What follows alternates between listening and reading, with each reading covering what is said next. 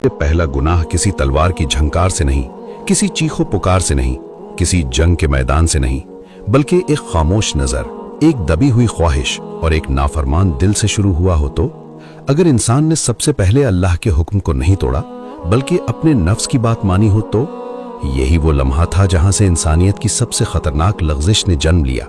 वो लग़ज़िश जिसे आज हम ज़िना कहते हैं।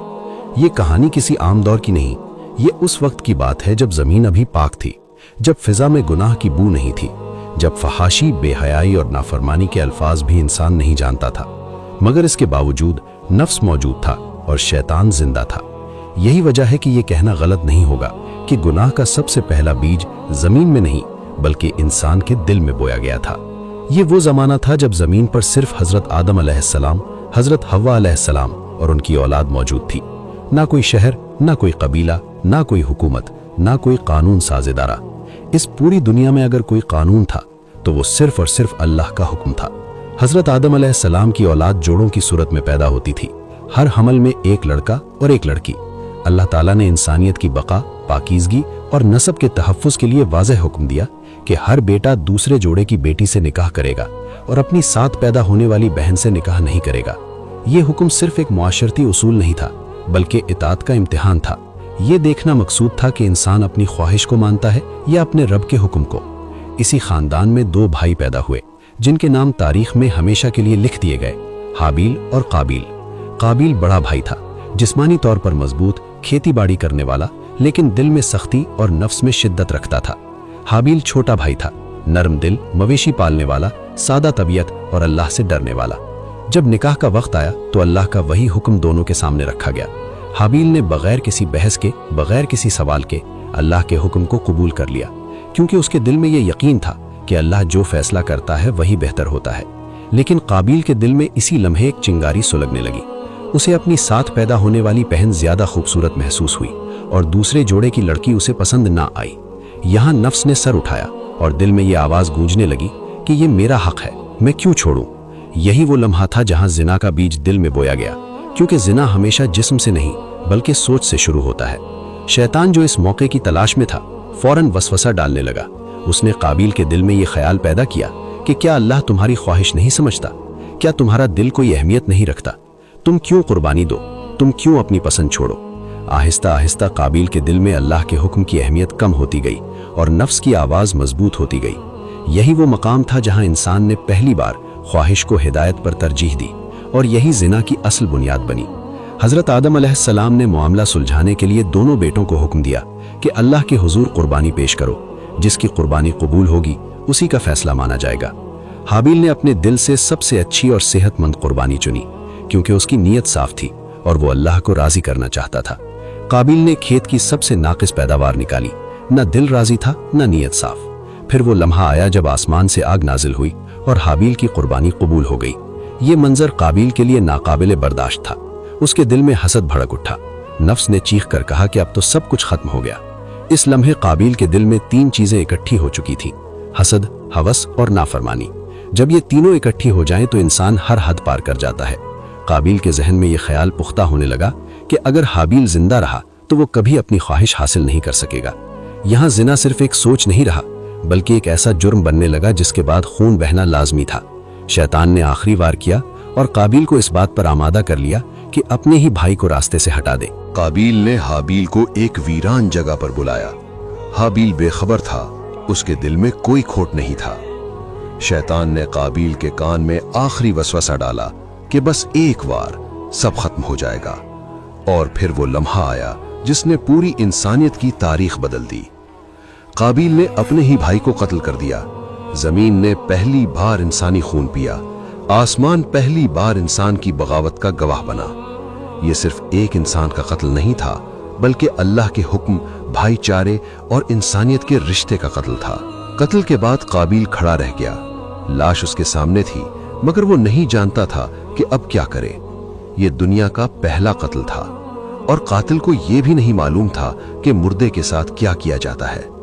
अल्लाह ताला ने एक कौवा भेजा जो जमीन खोद कर दिखाने लगा ताकि काबील को दफन करने का तरीका समझ आए।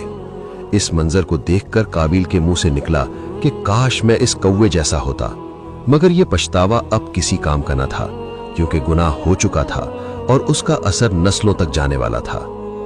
यहीं पर जिना, नाफरमानी, हसद और कत्ल का वो सिलसिला शुरू हुआ जो आज तक इंसानियत को नहीं छोड़ सका। हाबील के कत्ल के बाद दुनिया वैसी नहीं रही जैसी पहले थी। अगरचे जमीन वही थी, आसमान वही था, सूरज वही रोशनी देता था, मगर इंसान के दिल में एक अंधेरा दाखिल हो चुका था। यह अंधेरा सिर्फ कत्ल का नहीं था, बल्कि उस नाफरमानी का था जिसने इंसान को पहली बार यह एहसास दिलाया कि वो अल्लाह के हुक्म के मुकाबले में अपनी ख्वाहिश को चुन सकता है। यही वो लम्हा था जहां से जिना महज एक सोच नहीं रहा, बल्कि एक मुस्तकिल फितने की सूरत इख्तियार कर गया। काबिल का जुर्म सिर्फ ये नहीं था कि उसने अपने भाई को कत्ल किया, बल्कि उसका असल जुर्म ये था कि उसने अल्लाह के मुकर्रर करदा निज़ाम को रद्द करके नफ्स के बनाए हुए निज़ाम को कबूल किया। और यही हर दौर में जिना की असल बुनियाद बनी है। कत्ल के बाद काबिल जिंदा तो था, मगर अंदर से टूट चुका था। उसके दिल में सुकून नाम की कोई चीज बाकी नहीं रही थी। जिस ख्वाहिश के पीछे उसने सब कुछ दांव पर लगाया था, वो ख्वाहिश भी उसे हासिल न हो सकी। यही अल्लाह का वो कानून है जिसे तारीख ने बार बार साबित किया कि जिना इंसान को कुछ देता नहीं, बल्कि सब कुछ छीन लेता है। काबिल ने समझा था कि अगर वो हाबील को रास्ते से हटा देगा तो उसकी ख्वाहिश पूरी हो जाएगी, मगर वो ये नहीं जानता था कि गुनाह का अंजाम हमेशा महरूमी होता है। इसके बाद इंसानों की तादाद बढ़ती गई, नस्ल फैलती गई और काबिल के दिल में जन्म लेने वाला जहर आहिस्ता आहिस्ता मुख्तलिफ शक्लों में आने लगा। वक्त के साथ साथ इंसानों में निकाह का निज़ाम मजबूत हुआ, अल्लाह के नबी आते रहे, शरीयतें नाजिल होती रहीं, मगर जिना हर दौर में किसी न किसी सूरत में मौजूद रहा, क्योंकि इसकी जड़ नफ्स में थी। शैतान ने काबिल के वाक़े से ये सबक सीख लिया था कि इंसान को बराह रास्त गुनाह पर आमादा करना मुश्किल है। इसलिए पहले दिल में ख्याल डाला जाए, फिर ख्याल को ख्वाहिश बनाया जाए, फिर ख्वाहिश को हक का नाम दिया जाए और आखिर में गुनाह को मामूल बना दिया जाए। यही तरीका हर कौम में इस्तेमाल हुआ और यही वजह है कि जिना कभी अचानक नहीं फैलता, बल्कि आहिस्ता आहिस्ता मुआशरे की रगों में जहर की तरह दौड़ने लगता है। अल्लाह ताला ने बाद के जमानों में आने वाले अंबिया के जरिए बार बार इंसान को खबरदार किया। कौमे नूह हो या कौमे लूत, तारीख गवाह है कि जब जिना आम हुआ तो इसके साथ जुल्म, कत्ल, धोखा और बेहयाई भी आम हो गई। जिना कभी अकेला नहीं आता, वो अपने साथ दर्जनों गुनाह लेकर आता है। खानदान टूटने लगते हैं, नसब मशकूक हो जाते हैं, गैरत खत्म हो जाती है और इंसान जानवरों से भी नीचे गिर जाता है। यही वजह है कि इस्लाम ने जिना को सिर्फ एक गुनाह नहीं, बल्कि एक ऐसा दरवाजा करार दिया है जिसके पीछे बेशुमार बुराइयां छुपी होती हैं। अगर काबिल के वाक़े को गौर से देखा जाए तो एक बात बिल्कुल वाज़ेह हो जाती है कि जिना का पहला नुकसान दिल पर होता है। जिस दिल में जिना की सोच दाखिल हो जाए, वहां अल्लाह का खौफ कम होने लगता है। काबिल ने भी यही किया था। उसने पहले अल्लाह के हुक्म पर सवाल उठाया, फिर अपनी ख्वाहिश को हक समझा, फिर हसद ने जगह बनाई और आखिरकार कत्ल हो गया। आज का इंसान भी यही तरतीब दोहराता है। फर्क सिर्फ इतना है कि आज के दौर में गुनाह को खूबसूरत अल्फाज में लपेट दिया गया है। आज़ादी, मोहब्बत, जाती इंतिखाब जैसे अल्फाज असल हकीकत को छुपाने के लिए इस्तेमाल किए जाते हैं, मगर अंजाम वही होता है जो काबिल का हुआ था, यानी सुकून की मुकम्मल बर्बादी। इस्लामी तारीख हमें यह भी बताती है कि जब जिना किसी मुआशरे में फैलता है तो अल्लाह की तरफ से आने वाली बरकतें उठा ली जाती हैं। रिज्क में तंगी, दिलों में बेचैनी, घरों में झगड़े और नस्लों में बिगाड़ आम हो जाता है। यही वजह है कि कुरान मजीद में जिना के करीब जाने से भी मना किया गया है, क्योंकि अल्लाह जानता है कि ये रास्ता कहाँ जाकर खत्म होता है। काबिल भी अगर पहले कदम पर रुक जाता, अगर सिर्फ अल्लाह के हुक्म को मान लेता, तो ना कत्ल होता, न हसद बढ़ता, न इंसानियत पर यह दाग लगता। वक्त गुजरता गया और दुनिया में तहजीबें बनी, शहर आबाद हुए, मगर जिना हर जगह किसी न किसी शक्ल में मौजूद रहा। कहीं ये ताकत के जोर पर हुआ, कहीं दौलत के लालच में, कहीं मोहब्बत के नाम पर और कहीं तफरीह के बहाने, मगर नतीजा हर जगह एक जैसा रहा। खानदान टूटे, औरत जलील हुई, मर्द बेगैरत बना और बच्चे महरूमी का शिकार हुए। यही वो सिलसिला है जो काबिल के एक गलत फैसले से शुरू हुआ और आज तक जारी है। इस्लाम ने इंसान को इस अंधेरे से निकालने के लिए निकाह को आसान और जिना को मुश्किल बनाया। ये कोई सख्ती नहीं बल्कि इंसान पर रहम है।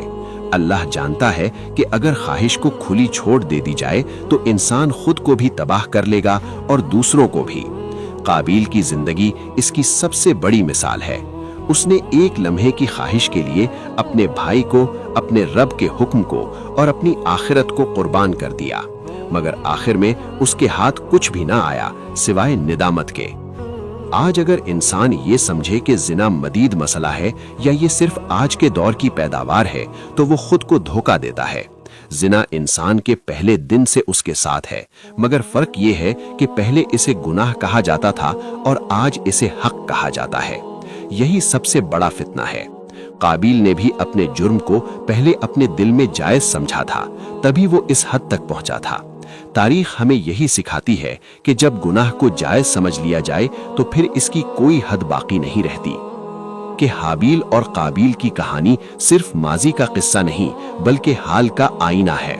हर वो इंसान जो अल्लाह के हुक्म के मुकाबले में अपनी ख्वाहिश को तरजीह देता है वो दरअसल काबिल के रास्ते पर चल रहा होता है, चाहे उसके हाथ में हथियार हो या ना हो। जिना इसी रास्ते का पहला कदम है और अंजाम हमेशा तबाही होता है। यही वो हकीकत है जिसे समझे बगैर न फर्द संवर सकता है न मुआशरा।